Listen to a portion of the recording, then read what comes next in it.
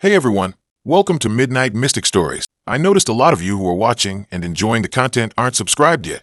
If you love spine-chilling stories, creepy encounters, and unexplained mysteries, make sure to subscribe and turn on the notification bell. It really helps the channel grow and helps us keep bringing more of the content you love. And be sure to comment below where you are tuning in from. Thank you and enjoy the video.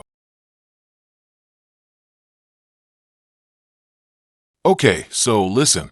I'm not usually one to spill my guts online, but I need to get this off my chest. It's about this whole Tinder experience I had a while back, and how I completely ignored all the freaking neon sign red flags that were waving right in my face. Like, seriously, I should have seen it coming a mile away. Looking back, I feel so stupid, so naive. But hey, maybe someone else can learn from my mistakes, right? It all started, as these things often do, with boredom. I was in a kind of slump after a rough breakup, feeling lonely and just wanting some kind of connection, even if it was just digital. So, I dusted off my Tinder profile, slapped on a few vaguely flattering pictures, and dove back into the swamp. And that's when I matched with him. Let's call him Mark. Mark was, on paper, perfect. Tall, dark hair, kind of brooding eyes in his profile pictures. He claimed to be a writer, which I thought was cool and artsy.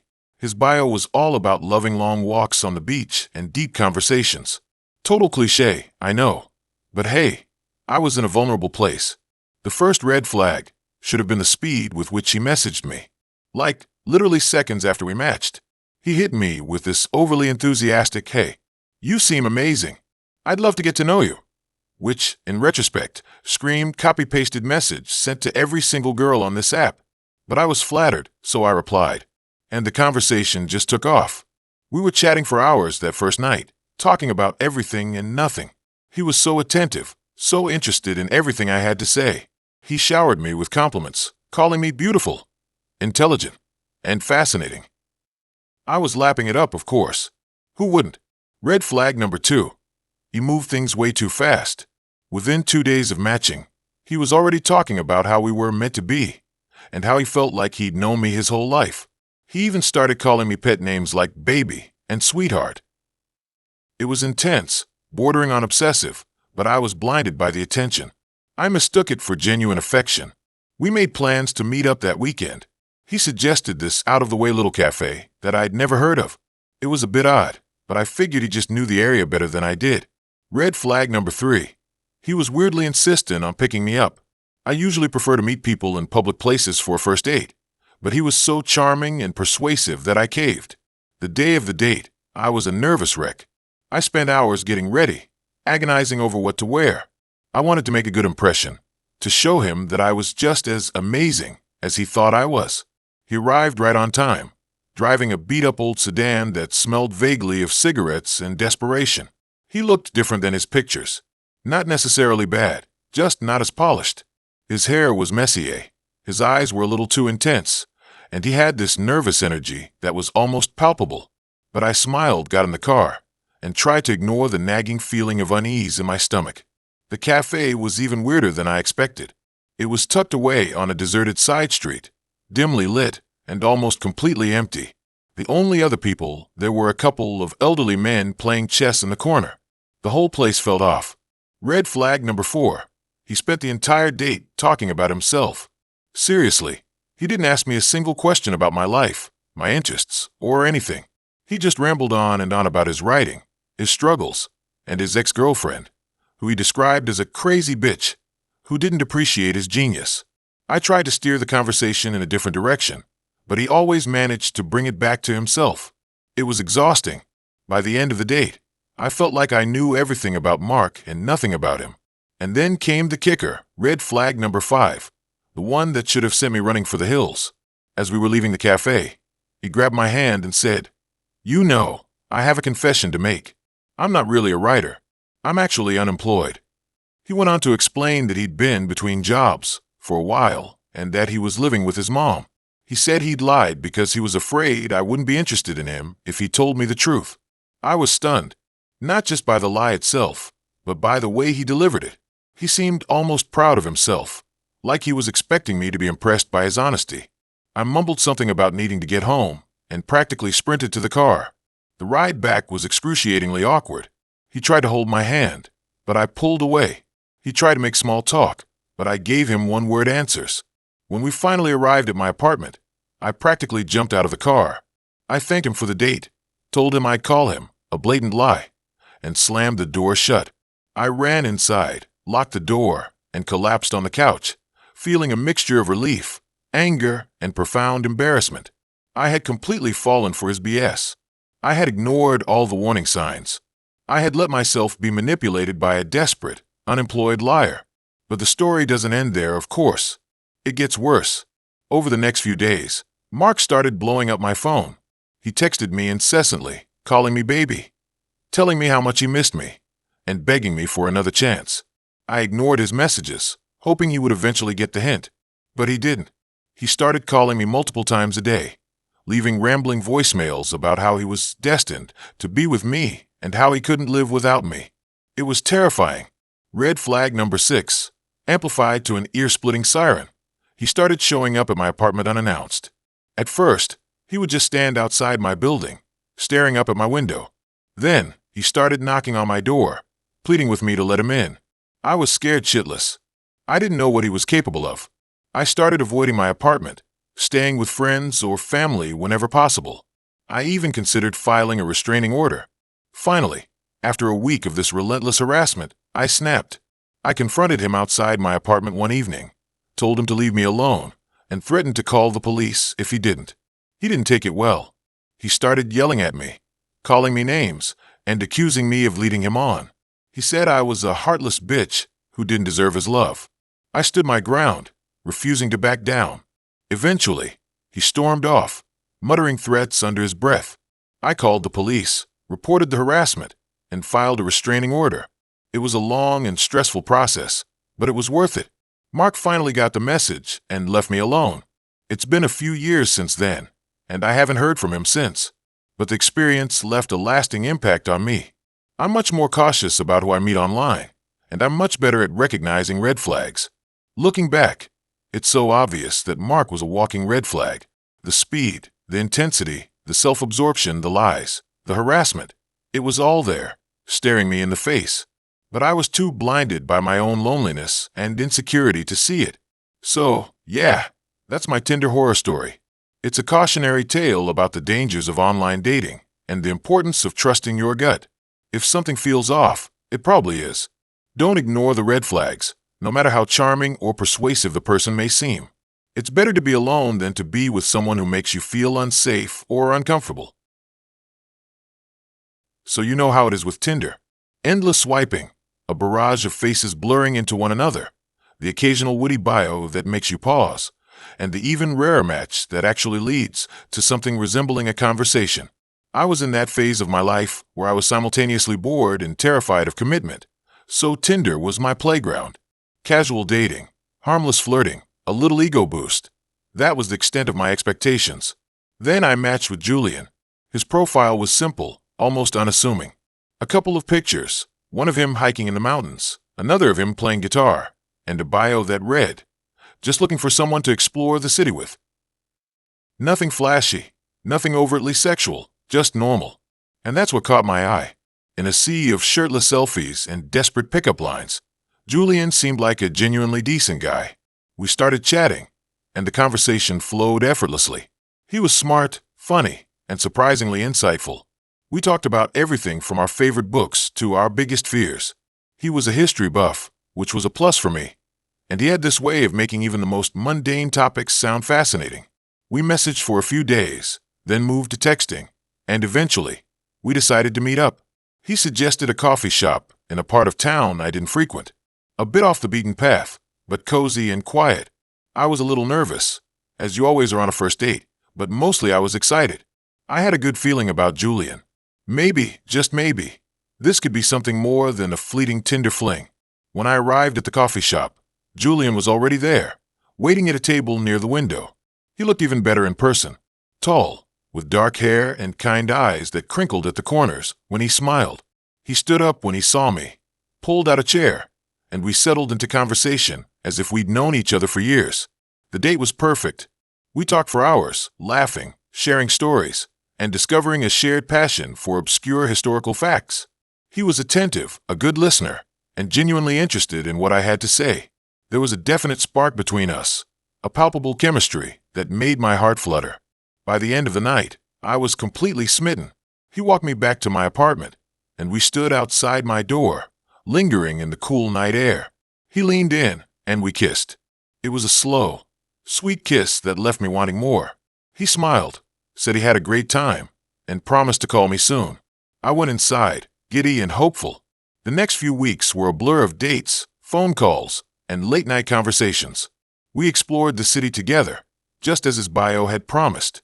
We went to museums, concerts, and hidden gem restaurants. He introduced me to his friends, and I introduced him to mine. Everything felt easy, natural, right? He was different from anyone I'd ever dated. He was kind, considerate, and genuinely cared about my happiness. He remembered the little things, like my favorite flowers or the way I like my coffee. He made me feel seen, heard, and appreciated. I was falling hard, and I didn't care. Then, things started to shift. Subtle at first, almost imperceptible, but there was a darkness slowly creeping into our idyllic world. It started with the questions. Innocuous at first, but increasingly pointed and personal. He wanted to know about my past relationships, my family history, my deepest secrets. I didn't mind sharing initially. I thought it was a sign of intimacy, a desire to truly know me. But the questions kept coming, relentless and probing, like he was trying to piece together a puzzle. He became increasingly possessive, wanting to know where I was, who I was with, and what I was doing at all times. He'd text me constantly, and if I didn't respond immediately, he'd call, his voice laced with anxiety. He started showing up unannounced at my apartment, claiming he was just in the neighborhood and wanted to say hello. I tried to brush it off as him being overly affectionate, but a nagging feeling of unease started to creep in. Something wasn't right. Then there were the stories. He started telling me stories about his past, dark, disturbing tales that made my skin crawl. He spoke of a troubled childhood, a controlling father, and a string of failed relationships. He painted himself as a victim, a wounded soul searching for love and acceptance. I felt sorry for him, of course. I wanted to help him heal, to show him that he was worthy of love. But the stories became increasingly graphic and violent. He spoke of revenge, of punishing those who had wronged him, his eyes burning with a chilling intensity. One night, we were at my apartment watching a movie. He started talking about one of his ex-girlfriends, a woman who had allegedly cheated on him. His voice was low and menacing, and his hands were clenched into fists. He described in vivid detail how he had confronted her, how he had made her pay for her betrayal. I was terrified. I tried to change the subject, but he wouldn't let it go. He kept talking, his voice growing louder and more agitated. I could feel the anger radiating off him in waves. Suddenly, he grabbed my arm, his grip tight and painful. "You would never do that to me, would you?" he whispered, his eyes boring into mine. I shook my head, my voice caught in my throat. I tried to pull away, but he wouldn't let go. His grip tightened, and I could feel his fingernails digging into my skin. "Tell me," he hissed. "Tell me you would never betray me." I managed to choke out a no, my voice trembling. He released my arm, and the anger seemed to drain from his face. He looked at me with pleading eyes, his voice soft and contrite. "I'm sorry," he said. "I didn't mean to scare you. I just love you so much, and I'm afraid of losing you." I was shaken, but I wanted to believe him. I wanted to believe that it was just a momentary lapse, a product of his troubled past. I told him it was okay, that I understood. But deep down, I knew something had changed. The next few weeks were a roller coaster of emotions. He would be loving and attentive one moment, then distant and volatile the next. He was like a switch that could be flipped at any time, transforming him from a charming prince into a menacing stranger. I tried to talk to him about it, to get him to see a therapist, but he refused. He said he didn't need help, that all he needed was my love. He convinced me that I was the only one who could save him, that if I left, he would fall apart. I was trapped. I was afraid of him, but I also felt responsible for him. I couldn't bear the thought of him hurting himself or someone else. So I stayed, hoping that things would get better, praying that the darkness would eventually fade. One night, I came home from work to find my apartment ransacked. Furniture overturned, drawers pulled out, belongings scattered everywhere. I screamed, my heart pounding in my chest. Then I saw him. Julian was sitting in the middle of the living room floor, surrounded by my possessions. He was holding a photograph of me, his eyes filled with tears. "I know your secrets," he whispered. "I know everything about you." I froze, paralyzed with fear. He knew. How could he know? He stood up, slowly, deliberately. He was holding something in his hand, something small and metallic. A knife. "I just wanted to protect you," he said, his voice trembling. "I just wanted to keep you safe." He took a step closer, and I knew I had to get out. I turned and ran, screaming for help. I managed to escape the apartment and flagged down a police car. They arrested Julian, and he was charged with stalking, harassment, and assault. I later learned that he had been hacking into my phone and computer, tracking my movements, and gathering information about my past. He had been obsessed with me from the moment we matched on Tinder, and his obsession had spiraled out of control. It took me a long time to recover from the experience. I went to therapy, changed my phone number, and moved to a new city. I'm still wary of online dating, and I'm much more cautious about who I let into my life. Everything seemed normal at first, but then I discovered the darkness that lurked beneath the surface. A darkness that almost consumed me. Now I know better than to trust the shiny surface of a Tinder profile. It started like any other Tinder conversation, a witty opener, a reciprocated compliment, the usual dance of getting to know someone without actually revealing too much too soon. My profile was pretty standard. A couple of flattering selfies, a group shot with friends at a brewery, a slightly too-posed picture with my dog. My bio was short and sweet, mentioning my love for hiking and craft beer, the usual bait. I was 28, single, and honestly, just bored. Then there was Liam. His profile was different. No carefully curated pictures, just a few grainy, almost blurry shots. One of him hiking, face obscured by shadows. One of him playing guitar in what looked like a dimly lit basement. And another, strangely compelling, of his hands working on some kind of intricate woodworking project. His bio was even more intriguing. "I build things. I break things. Looking for someone to talk to in the quiet hours." The quiet hours. That got me. I was a sucker for a little bit of mystery. So I swiped right. The match was instant, and the conversation was even faster. He didn't waste time with small talk. He asked me what I was afraid of, what kept me up at night, what I thought happened after we died. Heavy stuff for a first Tinder exchange, but I found myself drawn in. He had this way of framing questions that made you want to answer honestly, to peel back the layers of carefully constructed defenses we all carry around. We talked for hours that first night, exchanging messages back and forth until the sun started to rise. We talked about our families, our dreams, our disappointments. I found myself revealing things I hadn't told anyone, not even my closest friends. He was a good listener, offering insightful observations and a surprising amount of empathy. He was also intense. There was an undercurrent of something dark in his words, a hint of sadness or maybe even anger that he kept just below the surface. It was unsettling, but also strangely alluring. I wanted to know what was hidden beneath the surface, what had made him the way he was. After a few days of this intense online connection, he suggested we meet. I hesitated. Something about him made me nervous, a feeling I couldn't quite explain. But I also didn't want to lose the connection we had built. So I agreed. He suggested we meet at a secluded coffee shop outside of town. Another red flag, maybe, but I told myself I was being paranoid. He explained that he preferred places where he could think, where he could escape the noise of the city. I gave in, and we set a time for the following evening. The coffee shop was exactly as he described, small, quiet, and hidden away from the main road. It was the kind of place you'd only find if you were looking for it. I arrived a few minutes early and sat at a table near the window, watching the sun set over the surrounding hills. Liam arrived a few minutes later. He was taller than I expected, with dark hair and piercing blue eyes. He was wearing a worn leather jacket and jeans, and he looked even more brooding and mysterious in person than he did in his photos. The first hour of our date was surprisingly normal.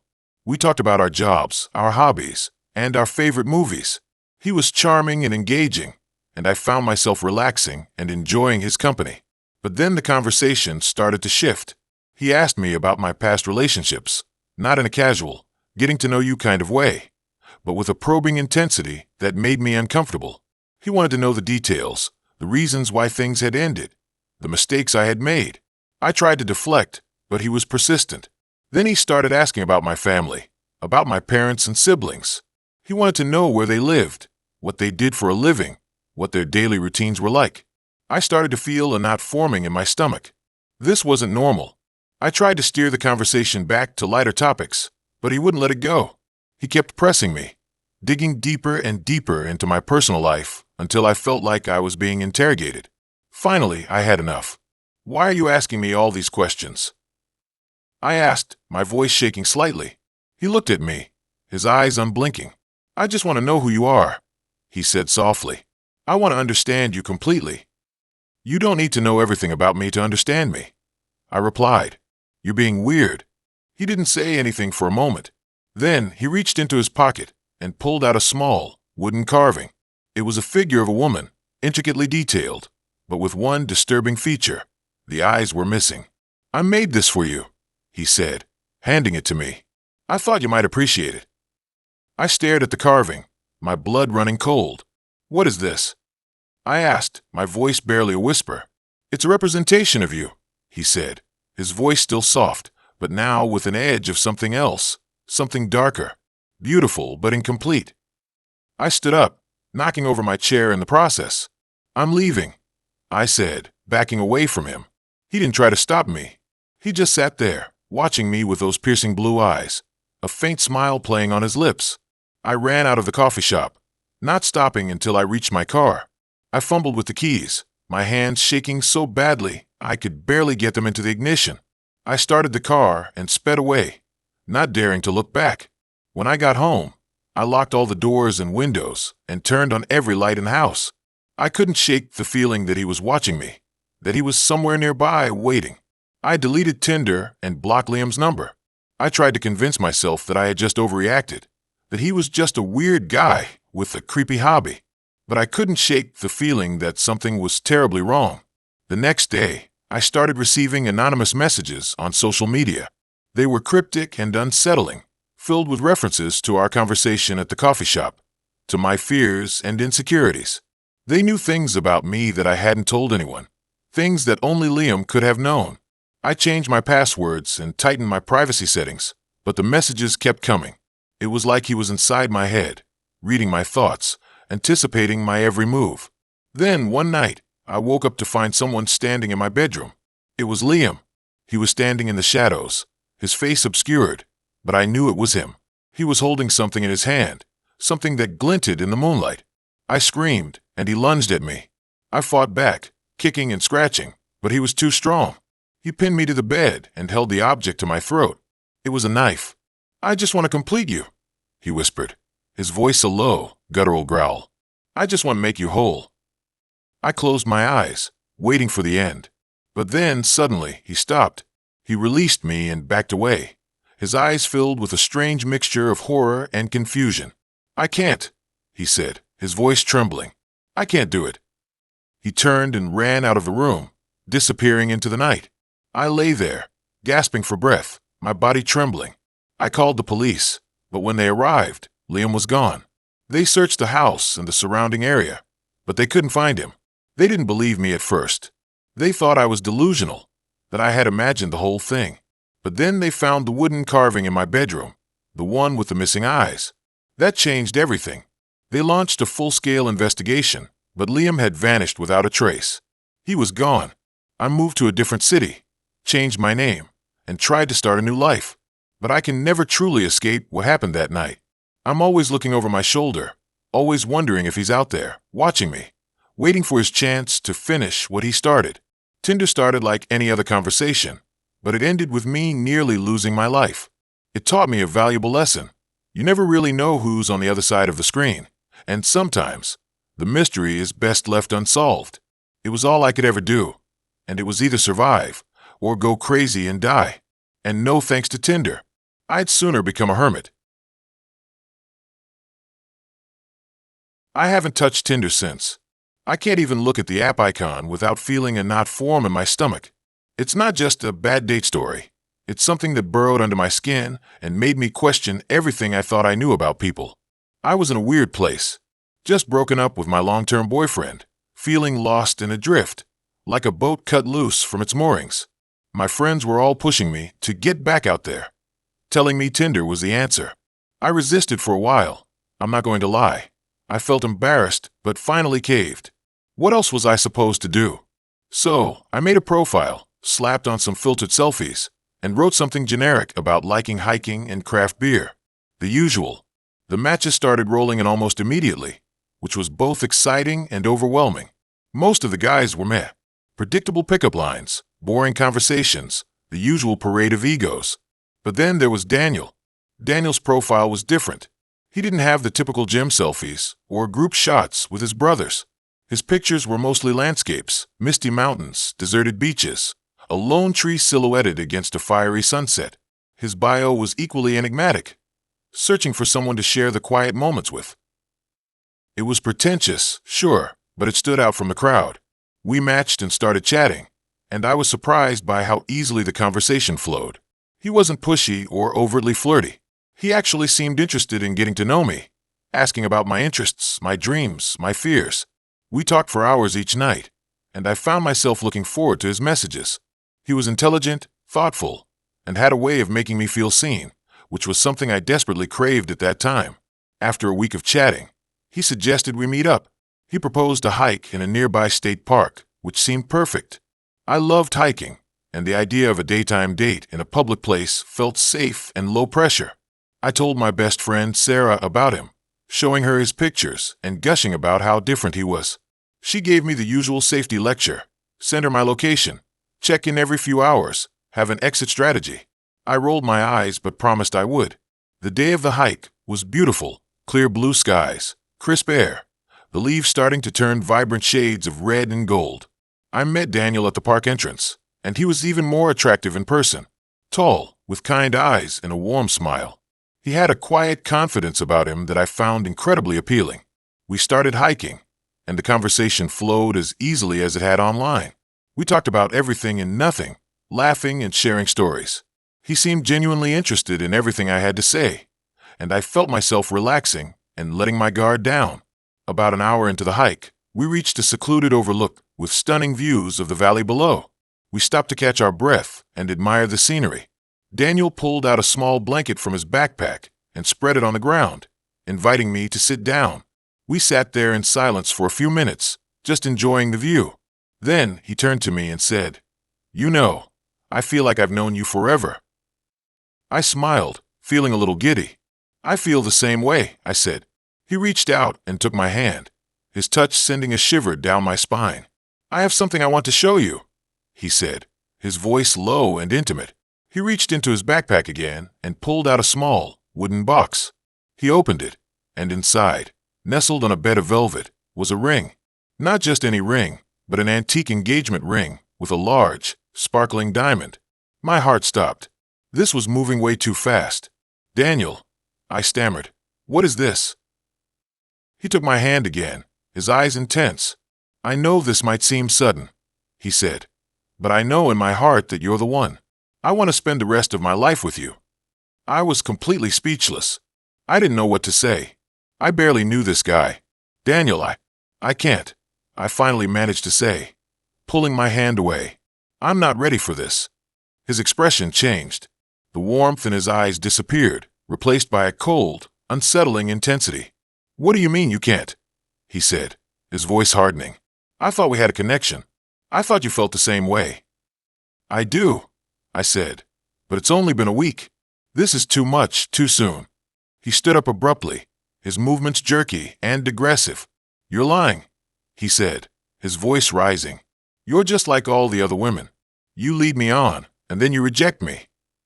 I stood up too, feeling a surge of fear. "Daniel, calm down," I said. "You're scaring me." He took a step closer, his eyes burning into mine. "I'm not going to let you get away," he said, his voice barely a whisper. "You're going to be mine, whether you like it or not."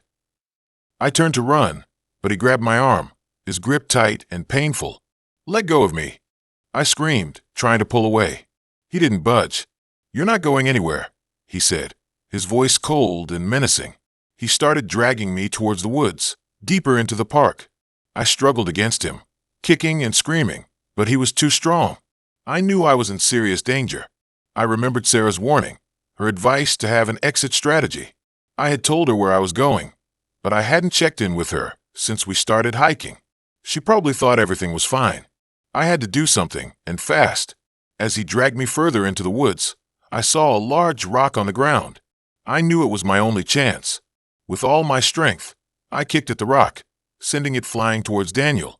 It hit him in the leg, and he stumbled, momentarily losing his grip on my arm. I didn't hesitate. I broke free and ran as fast as I could, back towards the trail, back towards safety. I could hear him yelling behind me, but I didn't look back. I ran until I reached the park entrance, where I collapsed, gasping for breath. I pulled out my phone and called Sarah, sobbing uncontrollably. She answered immediately, her voice full of concern. "What's wrong? Where are you?" I managed to tell her what happened, and she told me to stay put while she called the police. The police arrived within minutes and took me to the station. I gave them a statement, describing Daniel and the events that had transpired. They launched a search for him, but he was gone. They never found him. I went home with Sarah that night, feeling shaken and traumatized. I couldn't sleep, haunted by the image of Daniel's face, the coldness in his eyes. The next few weeks were a blur. I barely left the house, terrified that Daniel would come after me. I had nightmares every night, reliving the events of that day. The police eventually closed the case, concluding that Daniel had likely fled the state. But I knew he was still out there somewhere. I deleted Tinder and swore off online dating forever. I couldn't trust anyone anymore. Every time I met someone new, I couldn't help but wonder if they were hiding a dark secret, a dangerous obsession. It's been 2 years since that day, and I'm still struggling to move on. I'm in therapy, trying to process what happened and rebuild my sense of trust. Some days are better than others, but the fear is always there, lurking beneath the surface. I still think about Daniel sometimes, wondering where he is and what he's doing. I hope he hasn't hurt anyone else. I hope he never finds me again. My advice to anyone using dating apps is to be careful. Trust your instincts. If something feels off, don't ignore it. It's better to be safe than sorry. And always tell someone where you're going and check in with them regularly. You never know when your life might depend on it. I still feel the weight of that day. I will always feel that. The feeling of being completely helpless. I hope to move on. Tinder's not on the table. There's no happy ending. This is real. Alright, let me tell you about my Tinder experience. It wasn't just bad. It was a whole new level of messed up. I feel like I need to get this out there. A warning to anyone else swiping through that app, thinking they're just looking for a date or maybe something casual. Sometimes, you find more than you bargained for, and not in a good way. I was in my early 20s, fresh out of a long-term relationship, and feeling like I needed to get back out there. Tinder seemed like the obvious choice. All my friends were using it, and it looked like fun. Swipe, match, chat, maybe meet up. Seemed simple enough. I set up my profile, added some decent pictures, wrote a witty bio, or at least I thought it was witty, and started swiping. It was mostly the usual stuff, awkward conversations, guys who couldn't hold a conversation, the occasional creep with the unsolicited pictures. You know, typical Tinder. But then I matched with Liam. Liam was different. He was attractive, yeah, but it wasn't just that. He seemed genuinely interested in getting to know me. He asked about my hobbies, my dreams, my fears. We talked for hours every day, and I started to feel a real connection with him. He was intelligent, funny, and surprisingly sensitive. He even seemed to get my weird sense of humor. After a couple of weeks of chatting, we decided to meet up. He suggested this little Italian place downtown. I was nervous, but also excited. I put on my favorite dress, did my hair, and tried to calm my racing heart. I remember thinking, this could be it. This could be the start of something great. He was even more attractive in person. He had this intense gaze that made me feel like I was the only person in the room. The date went great. We talked for hours, laughed, and shared stories. There wasn't a single awkward moment. By the end of the night, I was completely smitten. We started seeing each other regularly after that. He was attentive, thoughtful, and always made me feel special. He'd surprise me with flowers, write me poems, and take me on romantic dates. It felt like a fairy tale. I was falling hard, and I didn't care. But then, things started to get weird. Subtle at first, almost unnoticeable. He started asking more and more questions about my past, my relationships, my family. He wanted to know everything. I didn't think much of it at first. I figured he was just curious, try to get to know me better. But the questions became more intense, more probing. He started showing up at my apartment unannounced. He said he was just in the neighborhood and wanted to surprise me. But it felt off. He'd call me multiple times a day. And if I didn't answer, he'd get upset. He wanted to know where I was, who I was with, and what I was doing at all times. I tried to brush it off, told myself I was being paranoid. But the feeling of unease grew stronger with each passing day. I started to feel like I was being watched, like I couldn't escape his gaze. One night, I went out with some friends for a birthday party. I told Liam about it, but he didn't seem happy. He kept calling me throughout the night, asking when I was coming home. I tried to reassure him, told him I'd be back soon, but he didn't let up. When I finally got home, around 2 a.m., Liam was waiting for me outside my apartment building. He looked furious. He started yelling at me, accusing me of cheating on him, of lying to him. I tried to calm him down, but he wouldn't listen. He grabbed my arm, his grip tight, and started pulling me towards his car. I tried to resist, but he was too strong. I was terrified. I didn't know what he was capable of. I started screaming for help, hoping someone would hear me. Luckily, one of my neighbors heard the commotion and came outside. He saw what was happening and immediately intervened. He pulled Liam off of me and told him to leave. Liam, realizing he was outnumbered, reluctantly backed down and drove away. I was shaken, terrified, and confused. My neighbor helped me get inside and called the police. I filed a report, but they said there wasn't much they could do since he hadn't physically harmed me. They told me to get a restraining order, which I did, but it didn't stop there. Liam started harassing me online. He created fake profiles on social media and sent me threatening messages. He posted lies about me on public forums, trying to ruin my reputation. He even started contacting my friends and family, spreading rumors and trying to turn them against me. I was living in constant fear. I changed my phone number, deleted my social media accounts, and even considered moving. I felt like I was trapped in a nightmare, with no way out. Then, one day, I received a package in the mail. It was a small, unmarked box. I opened it cautiously, my heart pounding in my chest. Inside, there was a photograph. It was a picture of me, taken through my bedroom window. I froze. He had been watching me. He knew where I lived. He knew my every move. I felt violated, exposed, and utterly terrified. I called the police again, frantic and desperate. This time, they took me seriously. They launched an investigation and started tracking Liam's movements. A week later, they finally caught him. He had been hiding in a nearby apartment, watching my every move. They found a whole stash of photos and videos of me, as well as a detailed plan for how he was going to punish me for betraying him. It was horrifying. Liam was arrested and charged with stalking, harassment, and making threats.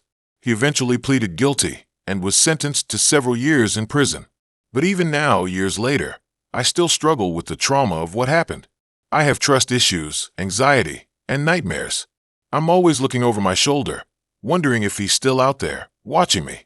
Tinder was supposed to be a fun, easy way to meet people. Instead, it turned into a living hell. I met someone who seemed perfect on the surface, but underneath, he was a dangerous, manipulative stalker. So, I'm sharing my story as a warning. Be careful who you meet online. Don't ignore the red flags. Trust your instincts. And if something feels wrong, get out. It's better to be safe than sorry. I know it seems impossible that someone could hide all that, but the scariest part is how normal he seemed, how easily he drew me in. It wasn't like he was some obvious creep from the start. He was charming, attentive, and seemed genuinely interested in me. It was only gradually that the red flags started to appear, and by then, I was already emotionally invested. That's why I want to emphasize the importance of paying attention to those subtle signs. The excessive questioning, the need for control, the jealousy, the possessiveness. These are all warning signs that shouldn't be ignored. And if someone makes you feel uncomfortable, anxious, or scared, don't hesitate to end things, no matter how much you think you like them. Looking back, I wish I had listened to my gut more. I wish I had paid more attention to the red flags. I wish I had gotten out sooner. But I was blinded by infatuation, and I didn't want to believe that someone I cared about could be capable of hurting me. I also want to stress the importance of telling someone if you're feeling unsafe. Don't keep it to yourself. Talk to a friend, a family member, or a therapist. They can offer support, advice, and help you get out of a potentially dangerous situation. And finally, don't be afraid to seek help from the authorities. Stalking and harassment are serious crimes, and you have the right to be protected. The police may not always be able to help, but it's important to report any threats or suspicious behavior. I hope my story serves as a wake-up call to anyone who's using dating apps. Be vigilant, be cautious, and be aware of the risks. Your safety and well-being are the most important things. Tinder and similar platforms can offer connection, but come with a lot of risks to consider. I'm not saying that everyone you meet on Tinder is a potential stalker, but it's important to be aware of the dangers and to take precautions to protect yourself. Don't let my experience scare you away from dating altogether, but let it serve as a reminder that not everyone is who they seem to be online. If something happens, report it to Tinder to prevent it from happening to others. Take care and stay safe. Okay, buckle up, because this is a story I still can't believe happened to me. It's about Tinder, yeah, but it goes way beyond the usual awkward date or ghosting. This is the kind of thing you see in movies, not something that happens to regular people, especially not me.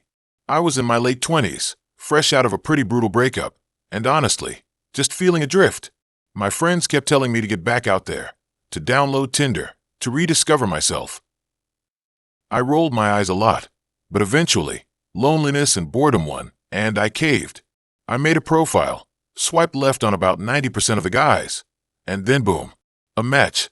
His name was Alex. He had this goofy, slightly crooked smile in his pictures, and his bio was short and sweet. Looking for someone to explore the city with.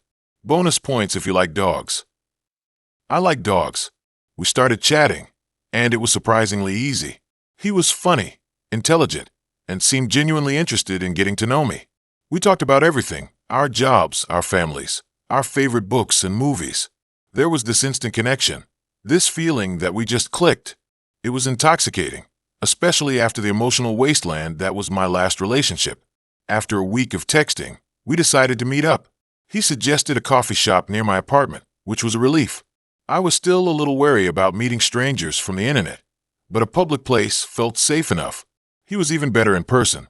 That smile was even more charming, and he had this warmth about him that made me feel instantly comfortable.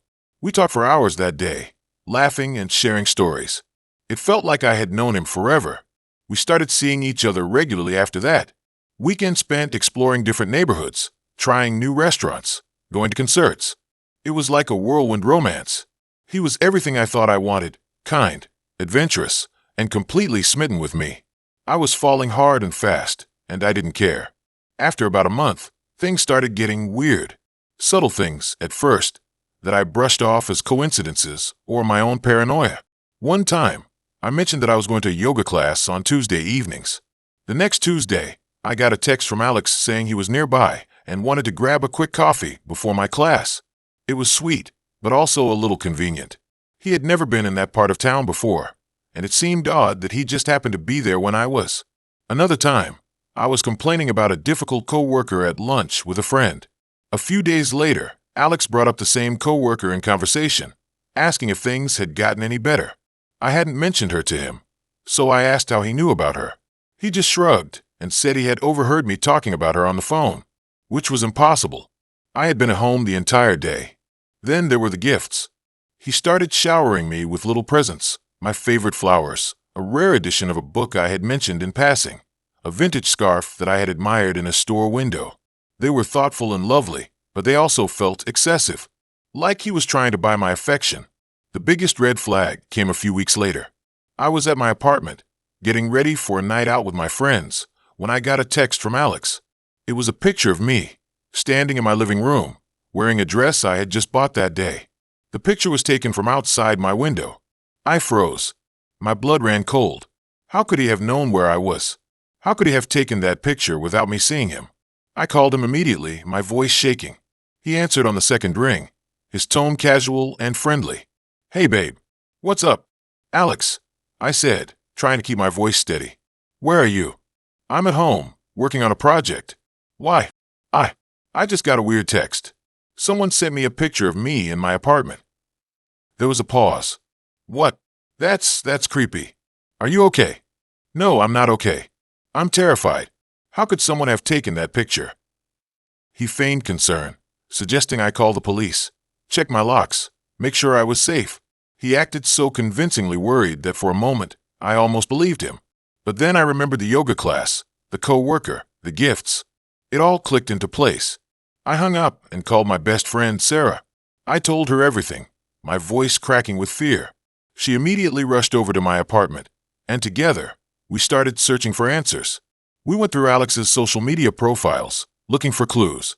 His Facebook and Instagram were pretty generic. Pictures of him with friends, vacation photos, the usual stuff. But then we stumbled upon his Twitter account. It was private, but Sarah, being the internet sleuth that she is, managed to find a way to access it. What we found was chilling. His Twitter was filled with obsessive posts about me. He had been tracking my every move for weeks. He knew my daily routine, my favorite places, my friends' names, everything. He had even hacked into my phone and computer, accessing my emails, texts, and social media accounts. He wasn't just infatuated with me. He was obsessed. He was stalking me. We immediately went to the police. We showed them the picture, the Twitter account, everything. They took it seriously and launched an investigation. It turned out that Alex was even worse than we thought. He had a history of stalking and harassment. He had been arrested several times for similar offenses, but he had always managed to get away with it, either by pleading insanity or by intimidating his victims into dropping the charges. The police issued a restraining order against him and started monitoring his movements. But it wasn't enough. A few days later, I came home from work to find my apartment ransacked. Furniture overturned, drawers pulled open, clothes scattered everywhere. It was clear that someone had been looking for something. I called the police again, and they arrived within minutes. They searched the apartment and found a hidden camera in my bedroom. It was disguised as a smoke detector, and it had been recording everything. I felt violated, exposed, and utterly terrified. I couldn't stay in my apartment anymore. I packed a bag and moved in with Sarah. I changed my phone number, deleted my social media accounts, and started going to therapy. The police eventually caught Alex. He had been hiding out in a motel a few miles from my apartment. They found a stockpile of weapons in his room, including a knife, a taser, and a handgun. He was arrested and charged with stalking, harassment, burglary, and several other offenses. He pleaded not guilty and claimed that he was being framed. The trial was a nightmare. I had to testify against him, reliving every terrifying moment of the past few months. He sat there in the courtroom, staring at me with a cold, empty expression. It was like he wasn't even human. The jury found him guilty on all counts. He was sentenced to several years in prison. I thought that would be the end of it, that I could finally put this behind me and move on with my life. But even now, years later, I still can't shake the feeling that he's out there, watching me. I still check my locks multiple times before bed. I still jump at every unexpected noise. I still have nightmares about him breaking into my apartment, about him hurting me. I haven't used Tinder since. I haven't even tried online dating. I'm too afraid. This experience has changed me. It's made me more cautious, more suspicious, more guarded. I'm not the same person I was before I met Alex. Sometimes, I wonder if I'll ever be able to trust anyone again. I know this is a long story, and maybe it's more than you bargained for, but I needed to tell it. I needed to get it off my chest. And maybe, just maybe, someone else will read this and learn from my experience. Maybe it will save someone from making the same mistake I did.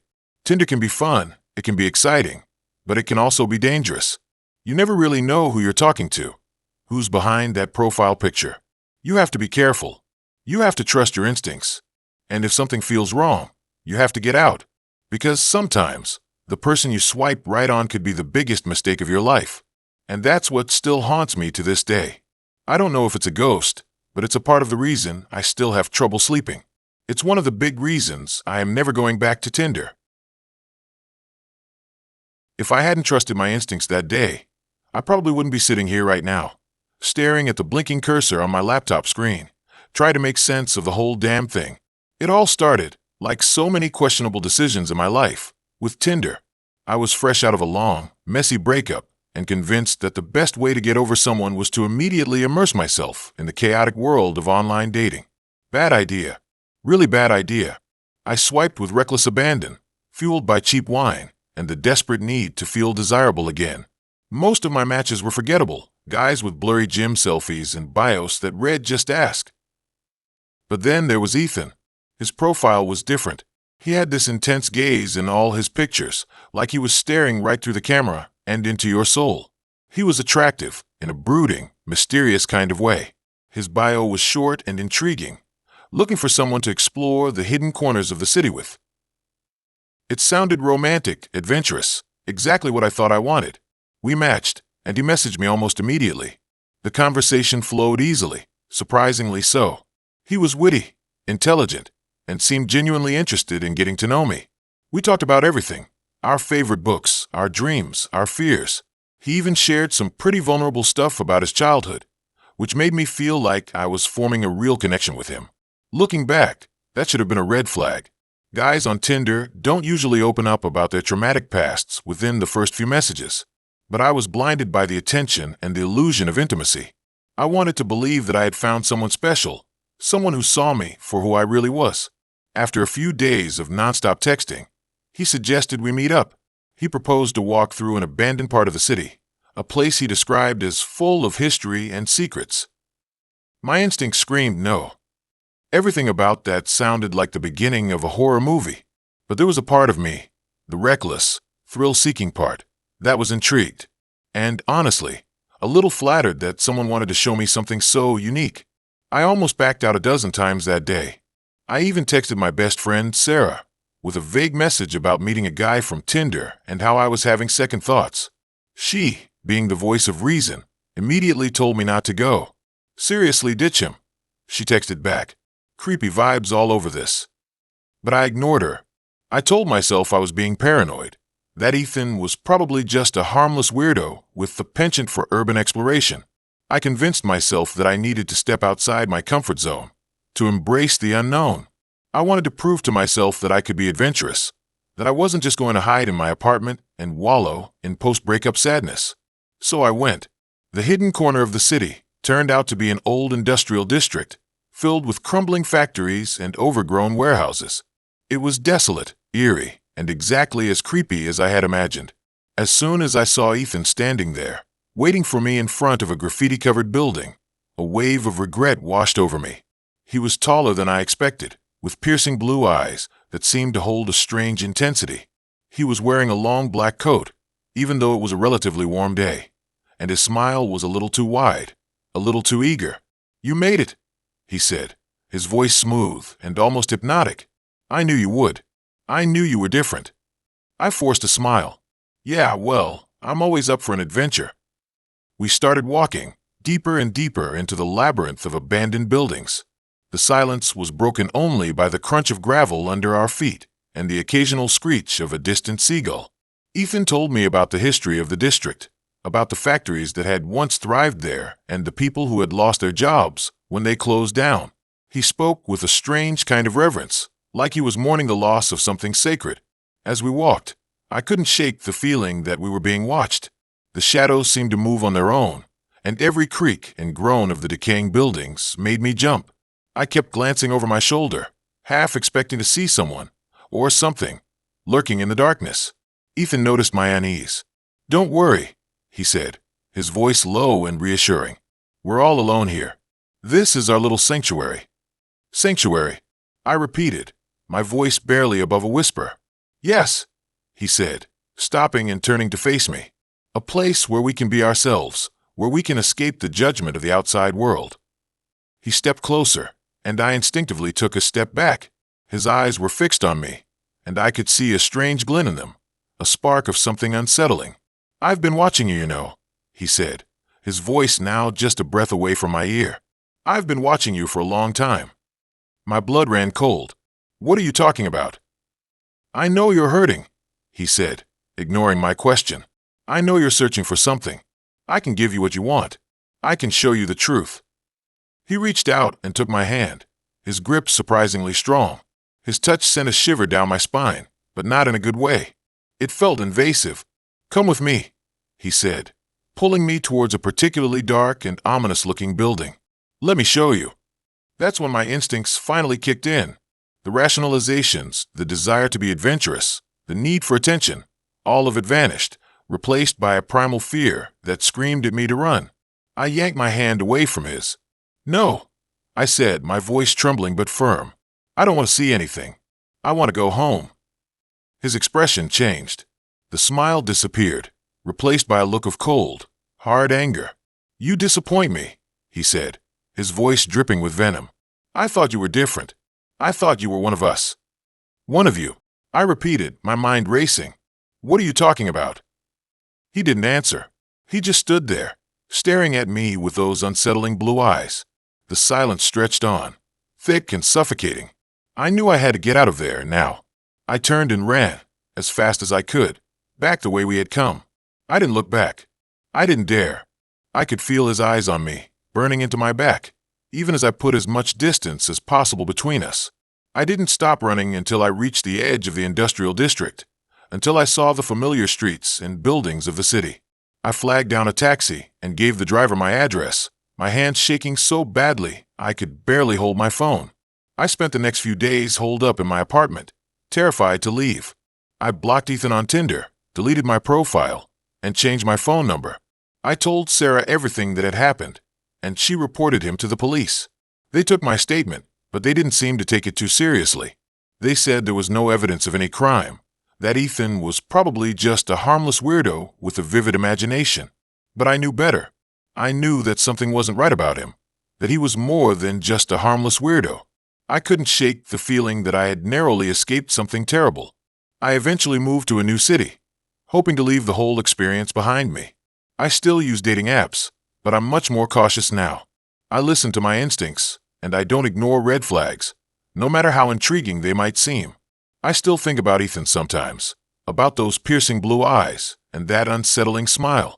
I wonder what he's doing, who he's talking to, what hidden corners he's exploring.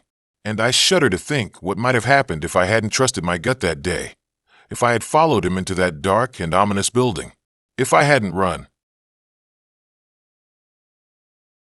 Okay, so, picture this. Just a regular Tuesday. Overcast, kinda drizzly.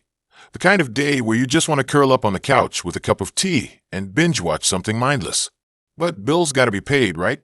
So, I dragged myself out of bed, slapped on some makeup, and headed to my soul-crushing office job. I work as a data entry clerk, which is about as exciting as it sounds. Numbers, spreadsheets, and the constant drone of fluorescent lights. That's my daily grind. To escape the monotony, I often scrolled through Tinder during my lunch break. I know. Not the most productive use of my time. But hey, a girl's gotta have some entertainment, right? I'd been single for a while, not really actively looking for anything serious, but open to the possibility. I'd been on a few dates here and there, mostly forgettable experiences. The usual awkward small talk, forced smiles, and the inevitable realization that we had absolutely nothing in common. But hey, you gotta keep trying, right? Anyway, on this particular Tuesday, I was swiping through Tinder as usual, half-heartedly judging profiles, when I stumbled upon someone who actually caught my eye. His name was Alex, and his pictures were, well, let's just say he was definitely my type.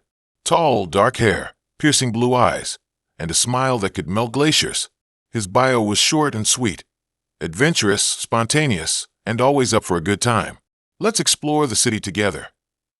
Intrigued, I swiped right, and to my surprise, we matched almost instantly. We started chatting, and I was immediately drawn to his witty banter and genuine interest in getting to know me. He wasn't just throwing out generic compliments or trying to get me into bed. He actually seemed interested in my thoughts, my hobbies, my dreams. It was refreshing, to say the least. We talked about everything from our favorite books and movies to our travel aspirations and life goals. We discovered that we had a lot in common, including a shared love for hiking, live music, and trying new restaurants. By the end of my lunch break, I was practically giddy. I hadn't felt this excited about someone in a long time. We continued chatting throughout the afternoon, stealing glances at my phone whenever my boss wasn't looking. Alex suggested that we meet up for drinks that evening, and I eagerly agreed. I couldn't wait to meet him in person and see if the chemistry was as strong as it seemed online. After work, I rushed home, practically buzzing with anticipation. I spent what felt like hours trying to decide what to wear, eventually settling on a cute black dress and my favorite pair of heels. I did my hair and makeup, trying to strike the perfect balance between effortless and put together. I wanted to make a good impression, but I also wanted to be myself. When I was finally ready, I took a deep breath, grabbed my purse, and headed out the door. Alex had suggested meeting at a trendy bar downtown, known for its craft cocktails and live music. I arrived a few minutes early, my heart pounding in my chest. I spotted Alex standing near the bar, and he looked even more handsome in person than he did in his pictures. As I walked towards him, he turned around, his blue eyes locking with mine. He smiled, and my stomach did a little flip.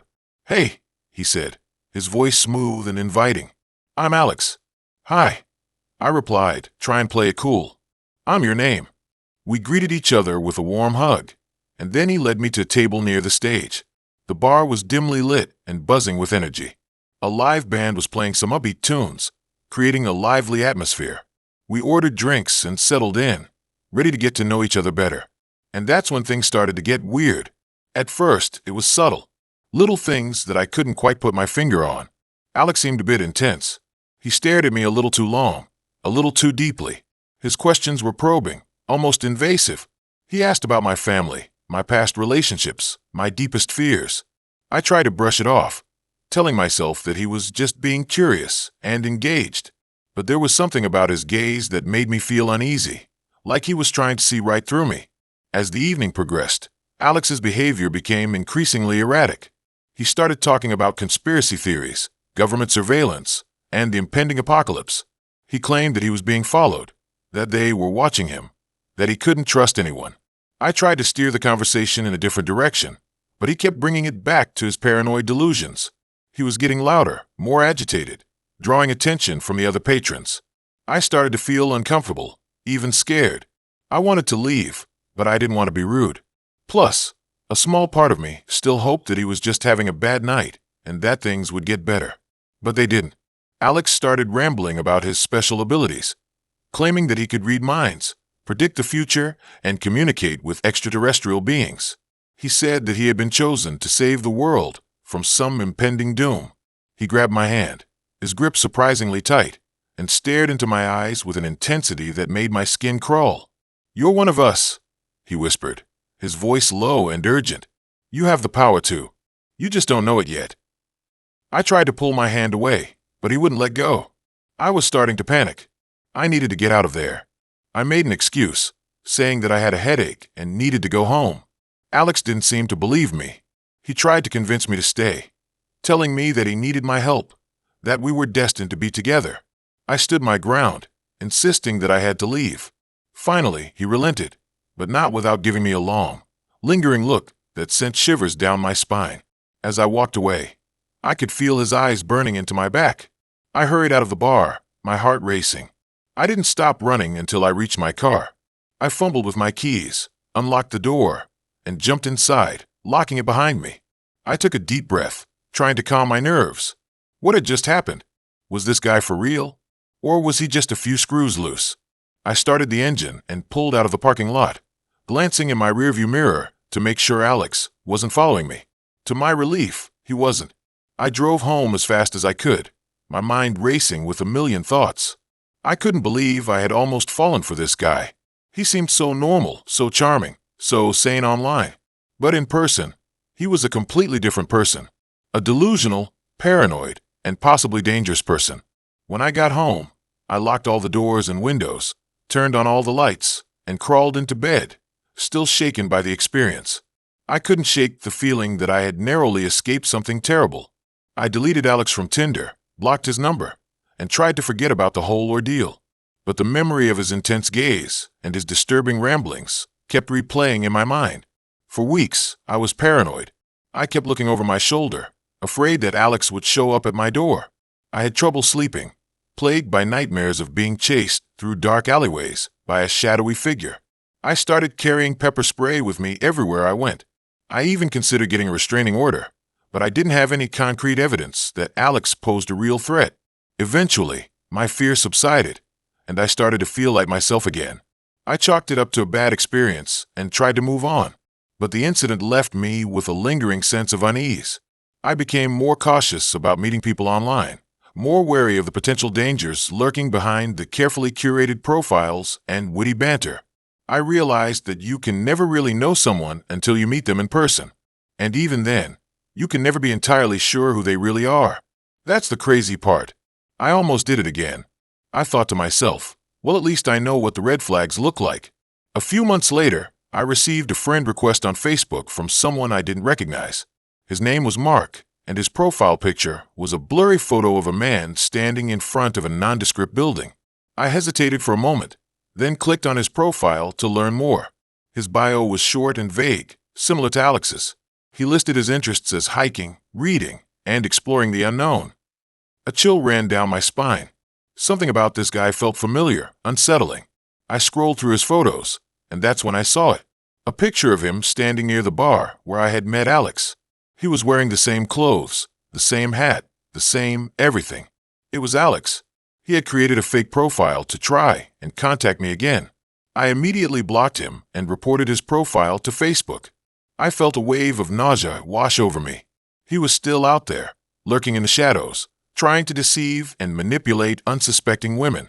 And who knows how many others he had already fooled. That's when I knew I couldn't stay silent.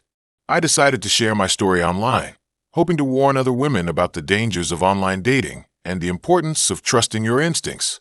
I wrote a detailed account of my experience with Alex, sharing the red flags I had missed and the warning signs I had ignored.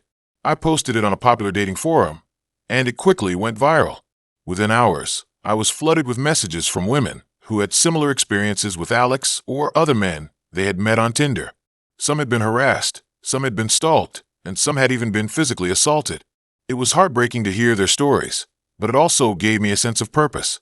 I realized that I wasn't alone, that there were countless other women out there who had been victimized by online predators, and that by sharing our stories, we could help protect others from falling into the same traps. I'm not saying that online dating is inherently dangerous. There are plenty of people who have found love and happiness through these platforms, but it's important to be aware of the risks and to take precautions to protect yourself. Trust your instincts. Don't ignore the red flags, and never be afraid. Okay, so, you're not going to believe this story, but I swear on my life, every single bit of it is true.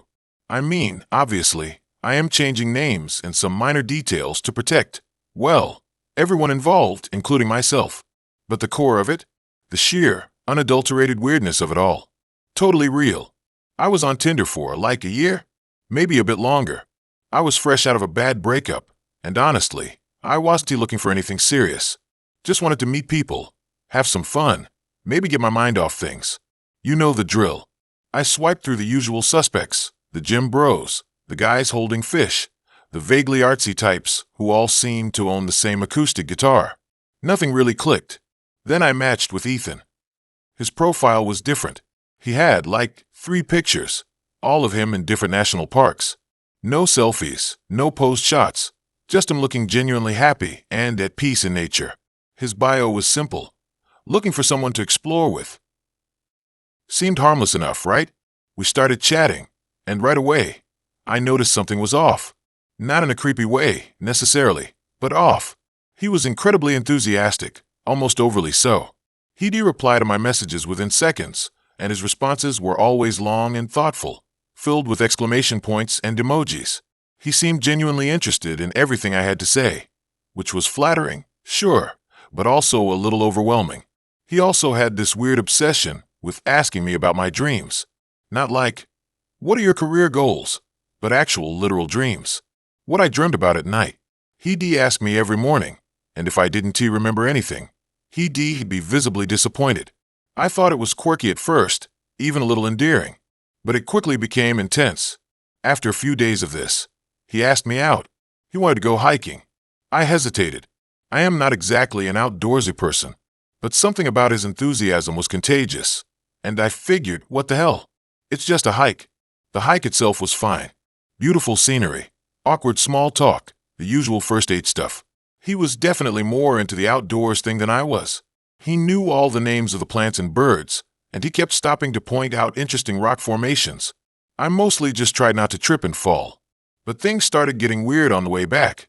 We were walking along a narrow trail, and he suddenly stopped and grabbed my arm. "Wait," he said, his voice hushed. "Do you hear that?" I listened. All I could hear was the wind and the rustling of leaves. "Hear what?" I asked. He frowned. "The whispers," he said. Can you hear them? They recalling your name. I stared at him. Ethan, there's nothing there. It's just the wind. He shook his head. No, they real. They want to talk to you. I was starting to get seriously creeped out. I tried to laugh it off. Okay, Ethan, maybe UVE had a little too much fresh air. Let's just head back, okay? But he wouldn't move. He kept staring into the woods, his eyes wide and unfocused. They getting closer, he whispered. They know you listening. I finally managed to pull him along, but he was completely silent for the rest of the hike. He seemed distracted, like he was listening to something I couldn't hear. The next few weeks were a blur of increasingly bizarre behavior. He started showing up at my apartment unannounced, leaving small gifts on my doorstep. Weird things like feathers, smooth stones, and dried flowers. He kept talking about the whispers and how they were guiding him. He even started claiming that he could communicate with animals. One night, he called me at 3 a.m. sobbing. He said he had a dream that I was in danger and that he needed to protect me. I told him he was being ridiculous and hung up. I was starting to get genuinely scared. I tried to break things off with him, but he wouldn't take no for an answer. He kept calling, texting, emailing, showing up at my work. He was becoming obsessive. I finally blocked him on everything, changed my number, and warned my friends and family about him. I thought that would be the end of it. I thought I could finally move on. I was wrong. A few weeks later, I started noticing things were missing from my apartment. Small things. At first, a book, a scarf, a picture frame. I assumed I was just misplacing them, but then bigger things started disappearing. My laptop, my phone, even my car keys. I was terrified. I knew it had to be him. He was somehow getting into my apartment and stealing my things. But how? I installed security cameras, hoping to catch him in the act. And I did. The footage was disturbing. It showed Ethan creeping around my apartment in the middle of the night, his eyes glazed over, muttering to himself. He wasn't just stealing things. He was rearranging them, moving them to different rooms, creating some kind of ritualistic display. He even took my clothes and laid them out on my bed in the shape of a human body. I went to the police, showed them the footage. They took it seriously, but they said they couldn't do anything until he actually broke into my apartment while I was there. They advised me to stay with a friend or family member until they could get a warrant for his arrest. I did exactly that. I moved in with my sister for a few days, hoping the police would catch him soon. But they didn't. One morning, I got a call from my sister. She was frantic. She said Ethan had broken into her house. He left a note for me, written in blood. The note said, "The whispers told me where to find you. They want us to be together. Forever." I lost it. I completely broke down. I was convinced he was going to kill me. The police finally got a warrant for his arrest, and they launched a full-scale search. But Ethan was nowhere to be found. He'd vanished. Weeks turned into months, and still no sign of him. The police eventually closed the case, assuming he fled the state. But I knew he was still out there. I could feel it. I moved to a different city, changed my name, and started a new life. I tried to forget about Ethan, to put the whole thing behind me. But it was impossible. The fear was always there, lurking in the back of my mind. Then, one day, I got a package in the mail. It was a small, unmarked box. I hesitated to open it, but curiosity got the better of me. Inside, there was a single object, a smooth, gray stone. The same kind of stone Ethan used to leave on my doorstep. I knew, in that moment, that he found me. He was watching me. He was waiting. I didn't call the police. I didn't tell anyone. I knew it was useless. He was too smart, too cunning. I decided to take matters into my own hands. I spent weeks researching Ethan, trying to find out everything I could about him. I learned that he had a history of mental illness, that he'd been diagnosed with schizophrenia at a young age.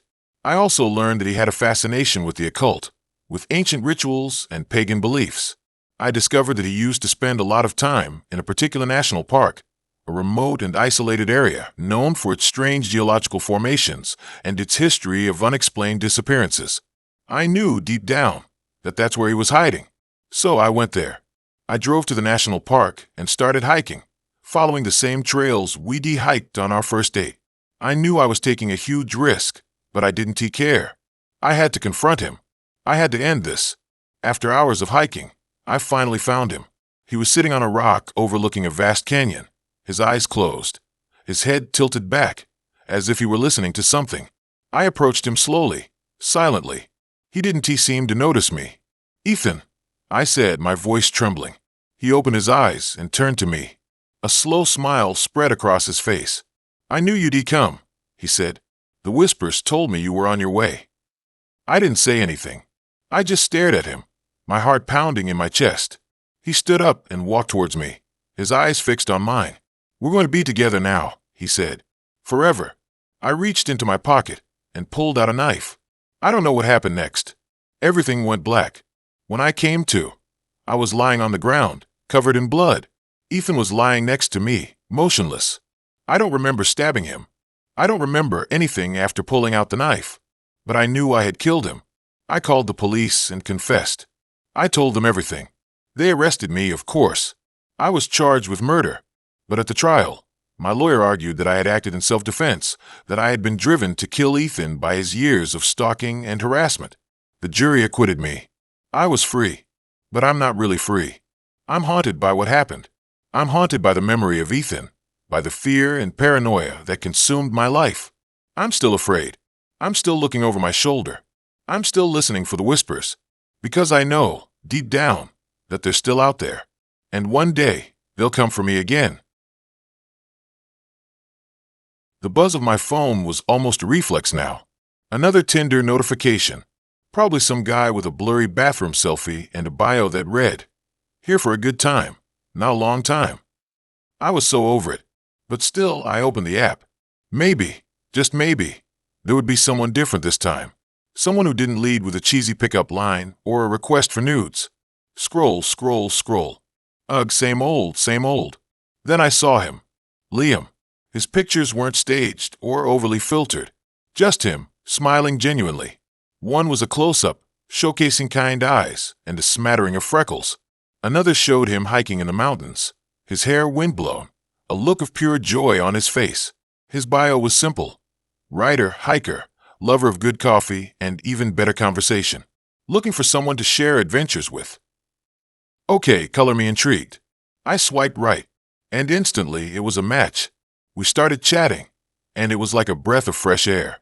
He was witty, intelligent, and genuinely interested in getting to know me. We talked about everything. Our favorite books, our travel dreams, our biggest fears. He wasn't just trying to get into my pants.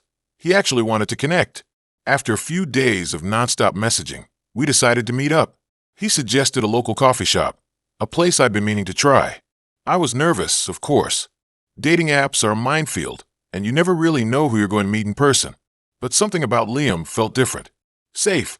I told my roommate, Sarah, about the date, giving her all the details, his name, his picture, the address of the coffee shop. "If I'm not back by midnight, send help," I joked. She laughed, but I could tell she was a little worried too. The coffee shop was bustling when I arrived.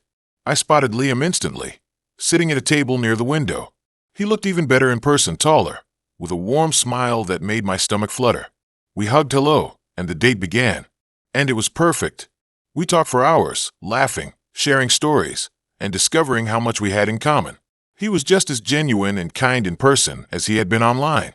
There were no awkward silences, no forced conversations. It felt easy, natural, like we'd known each other for years.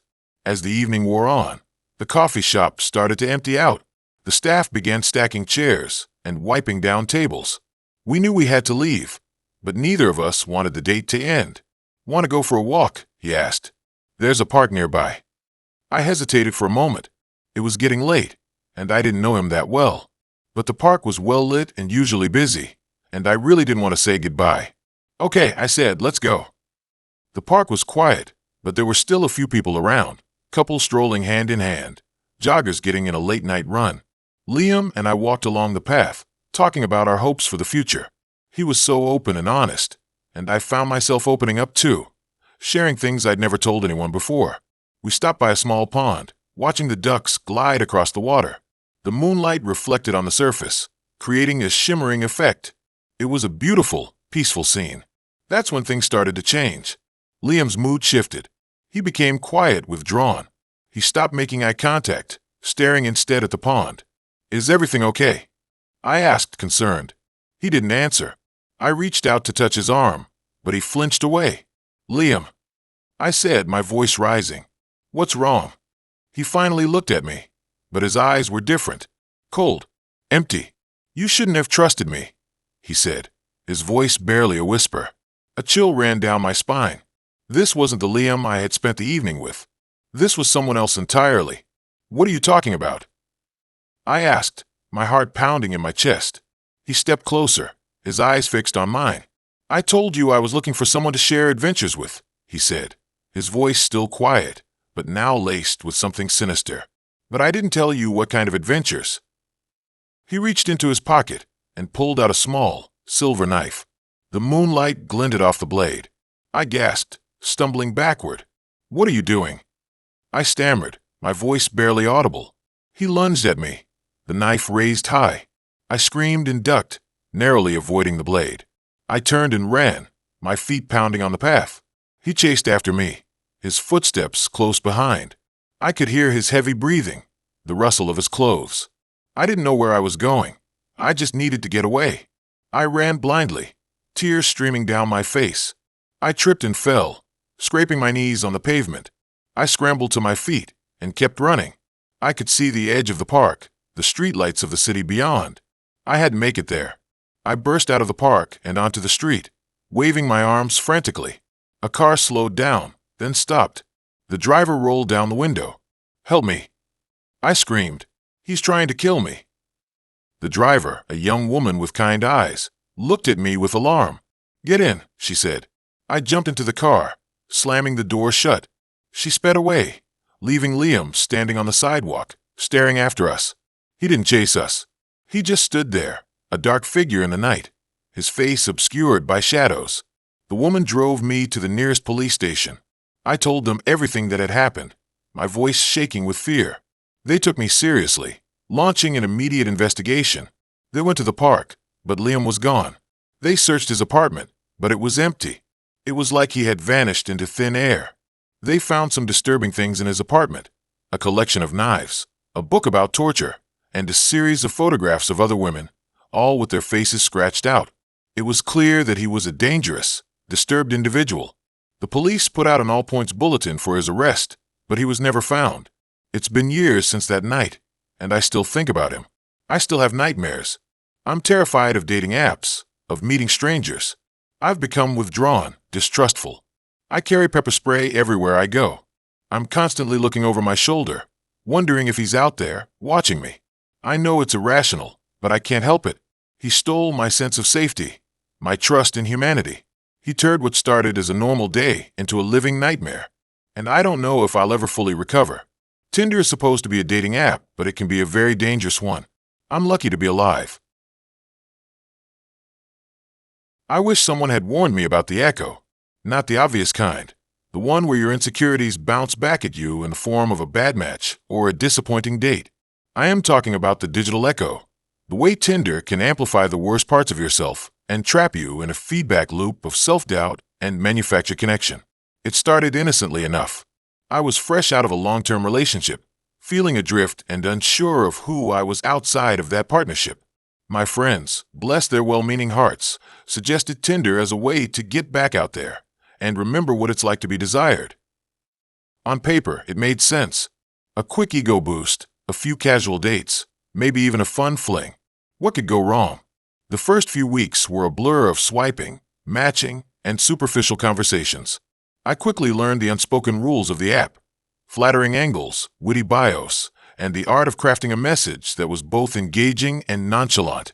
I curated my profile like a social media exhibit, showcasing my best travel photos, a few carefully chosen hobbies, and a bio that hinted at my intelligence and sense of humor without coming across as pretentious. I spent an embarrassing amount of time tweaking my profile, agonizing over which pictures made me look the most attractive and which phrases conveyed the right mix of confidence and approachability. I was essentially building a digital avatar, a polished and idealized version of myself designed to attract the most desirable matches. And it worked. The matches started pouring in, a constant stream of validation that felt intoxicating at first. I spent hours scrolling through profiles, judging potential partners based on their looks, their jobs, and their ability to write a coherent sentence. It was shallow, I knew, but it was also addictive. Each match was a little dopamine hit, a temporary boost to my self-esteem. I started going on dates, mostly with guys who seemed interesting on the app but turned out to be either incredibly boring or incredibly self-absorbed in person. There were awkward silences, forced conversations, and the constant feeling that I was being judged and evaluated. I found myself performing, trying to be the cool girl they wanted me to be, agreeing with their opinions, laughing at their jokes, and downplaying my own interests and passions. I was so desperate to be liked that I lost sight of who I actually was. The more dates I went on, the more I felt like I was becoming a caricature of myself, a hollow shell filled with borrowed opinions and practiced smiles. I started comparing myself to the other women on the app, scrutinizing their profiles, and wondering what they had that I didn't. Were they prettier? More interesting? More successful? The constant comparison eroded my self-confidence and amplified my insecurities. I started to believe that I wasn't good enough, that I didn't measure up to the impossibly high standards set by the app. But the worst part of Tinder wasn't the bad dates or the shallow conversations. It was the way it distorted my perception of reality. The app created an artificial marketplace of potential partners, where people were reduced to profiles and relationships were treated like transactions. It fostered a culture of disposability, where people were easily discarded and replaced with the next best thing. I started to see myself and others as commodities, objects to be consumed and discarded at will. The constant swiping and matching created a sense of scarcity, a feeling that there were always better options available. I became afraid of commitment, afraid of missing out on something better. I found myself second-guessing every relationship, wondering if I was settling or if there was someone more compatible out there. The app also normalized ghosting, breadcrumbing, and other forms of disrespectful behavior. I was ghosted on more than one occasion, left wondering what I had done wrong, and feeling like I wasn't worth a simple explanation. I also found myself engaging in similar behavior, ending conversations abruptly or flaking on dates without giving a reason. It was easy to do, hidden behind the anonymity of the app, but it also made me feel guilty and ashamed. I was becoming the kind of person I didn't want to be, a callous and insensitive user of human beings. The echo chamber of Tinder also reinforced my negative beliefs about myself. If I had a bad date, I would attribute it to my own flaws and shortcomings, rather than considering the possibility that the other person was simply a jerk or that we weren't a good match. The app amplified my self-doubt and made me feel like I was destined to be alone. I started to withdraw from my friends and family, spending more and more time on the app, searching for validation and connection. I became obsessed with my profile, constantly updating it and tweaking it in an attempt to attract more matches. I was neglecting my real life, sacrificing my relationships and my well-being for the sake of a digital fantasy. It wasn't until I hit rock bottom that I realized how toxic Tinder had become. I had gone on a particularly awful date with a guy who spent the entire evening talking about himself and bragging about his accomplishments. When I got home, I burst into tears, feeling empty and worthless. I realized that I had completely lost sight of who I was and what I wanted. I was so focused on pleasing others that I had forgotten how to please myself. I deleted the app that night and vowed to never use it again. It was a difficult process, breaking free from the addiction and rebuilding my self-esteem. I had to learn to love myself again, to accept my flaws, and to stop seeking validation from strangers. I started focusing on my hobbies, spending time with my friends and family, and pursuing my passions. I rediscovered the joy of being alone, of enjoying my own company, without feeling the need to be constantly connected to others. It took time, but eventually, I started to feel like myself again. I learned that true connection comes from authenticity, from being honest and vulnerable with others. It can't be manufactured or forced through a dating app. I wish someone had warned me about the echo, about the way Tinder can amplify your insecurities and distort your perception of reality. It's a seductive trap, promising instant gratification and effortless connection, but ultimately leaving you feeling empty and alone. I wish I had known that true happiness comes from within, not from the validation of strangers. Maybe then I would have avoided the digital echo chamber and found my way back to myself sooner. Tinder wasn't a dating app for me.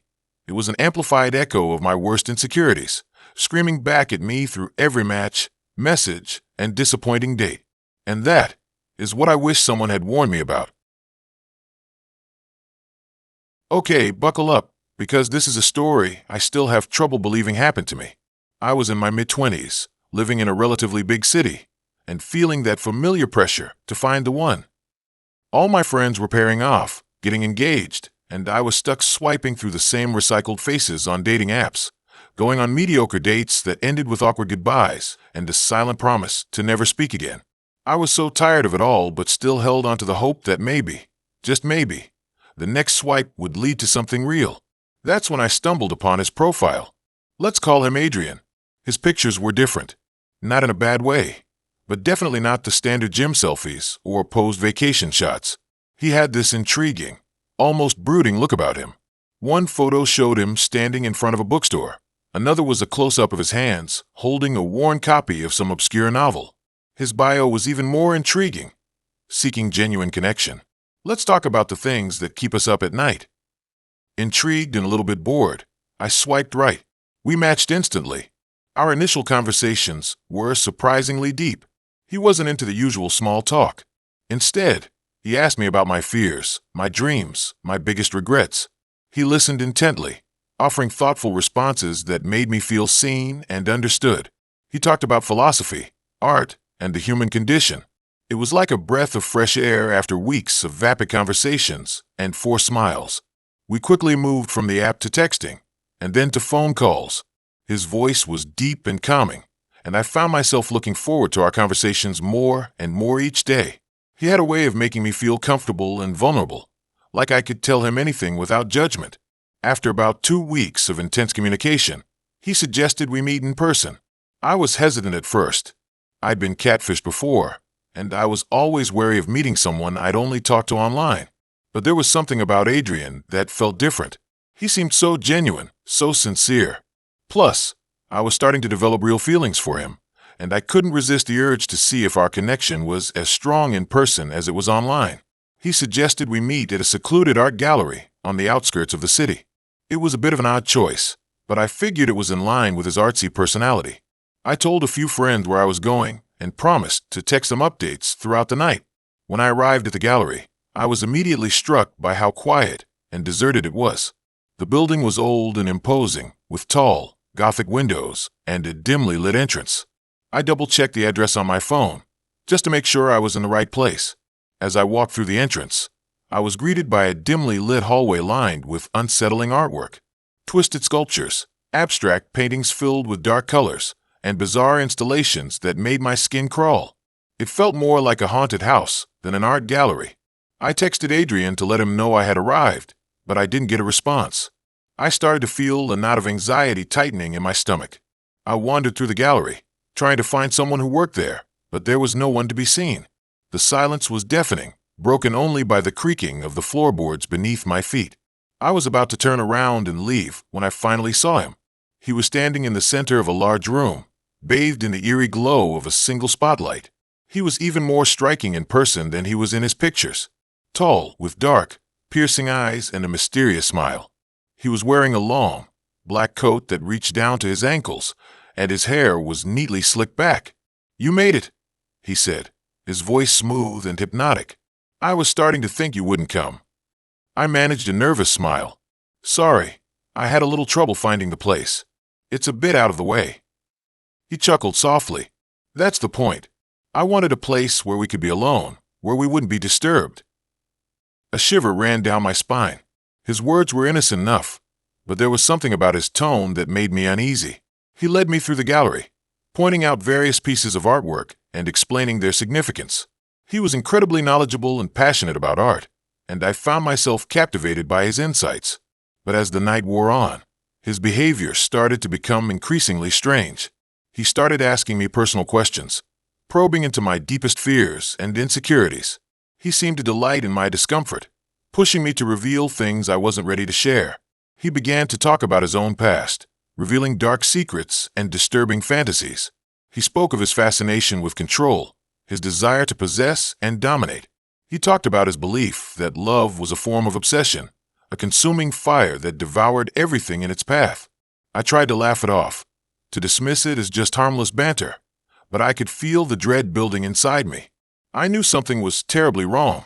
I glanced at my phone, hoping to discreetly text my friends for help, but there was no signal. We were completely cut off from the outside world. As we walked deeper into the gallery, the artwork became more and more disturbing. Images of torture, death, and decay adorned the walls. The air grew thick with a palpable sense of evil. I could feel my heart pounding in my chest, my breath coming in short, shallow gasps. "Are you okay?" he asked, his eyes glinting in the dim light. "You seem agitated." "I think I need to go," I stammered, my voice barely above a whisper. "I'm not feeling well." He blocked my path, his smile widening into a sinister grin. "Don't be silly. The night is just getting started. I have so much more to show you." He reached out and grabbed my hand, his grip surprisingly strong. I tried to pull away, but he held on tight. "Where do you think you're going?" he whispered, his voice low and menacing. "You're not leaving." "Not yet." Panic surged through me. I realized I was trapped. He had lured me to this isolated location, and now he wasn't going to let me go. I tried to scream, but my voice was caught in my throat. He led me down a long, dark corridor, at the end of which was a heavy, steel door. He unlocked the door with a key he pulled from his pocket and pushed it open, revealing a hidden room. The room was small and windowless, with bare concrete walls and a single, bare bulb hanging from the ceiling. In the center of the room was a table covered with various tools and instruments: knives, saws, pliers, and other implements of torture. My blood ran cold. I knew what he was planning to do. "Welcome to my sanctuary," he said, his voice dripping with madness. "This is where I create my masterpieces." He pushed me into the room and slammed the door shut, locking it from the outside. I was trapped, alone, terrified.